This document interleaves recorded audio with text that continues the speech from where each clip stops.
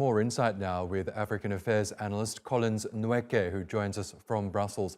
Good to have you back with us, Collins. We know that from our correspondence over the last couple of days that turnout seemed to be relatively high in some areas, whereas you look at the last general election in 2019 when the official turnout was just above 35%, so relatively low. What's brought people to the ballot box this time round? Is it the prospect of change from that third-party candidate, Peter Obi?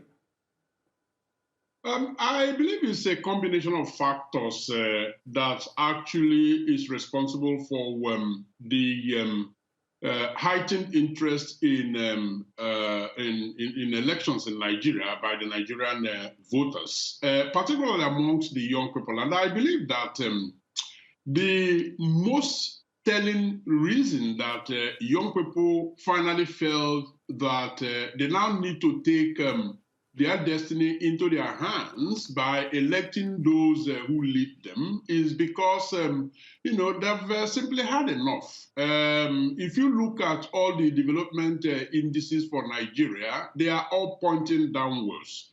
Nigerians, young people especially, are leaving the country en masse because even though wealth has been managed to be created by a number of good policies, economic policies, I would say, they haven't managed to trickle down to, the everyday man.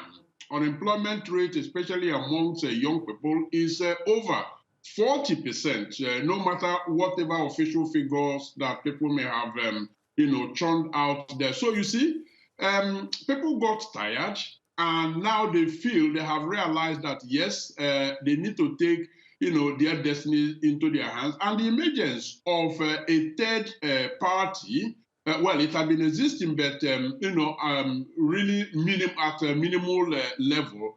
Now, the two major political parties that had, been in the driving seat since 1999, people blame them for actually, making the country lie belly down. And so the emergence of the third party, which is the Labour Party, has also gingered quite a lot of interest to the point that you have now 14 million more voters than in 2019.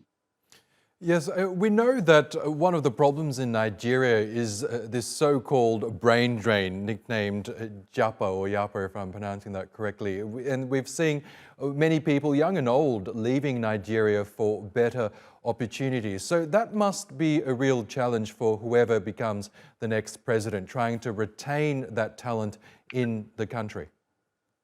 Yes, indeed. And because those talents are actually needed in Nigeria. However, it must also be underlined that the role the Nigerian diaspora play in the development of the country cannot be wished away. It is very, very significant. If you look, for instance, at the level of remittances that come to Nigeria, which actually supersedes, oil revenue. Even talking about expats, being involved in building and developing Nigeria, the Nigerian diaspora that left at some point, acquired education, new experiences, exposures, and contacts. Some of them are returning home gradually. And so now, it's going to take a new president that understands the value of these Nigerians in diaspora to actually craft and follow up good policies to attract them back to Nigeria to help in the rebuilding process of the country, but also create opportunities for young people in Nigeria to actually stop the so-called Japa syndrome, where young people, also older citizens, leave Nigeria en masse. So yes, it is an opportunity that they need to explore, but it requires, very good policies to make it work. Okay, Collins Nweke, great to get your analysis as always. Thank you again for joining us.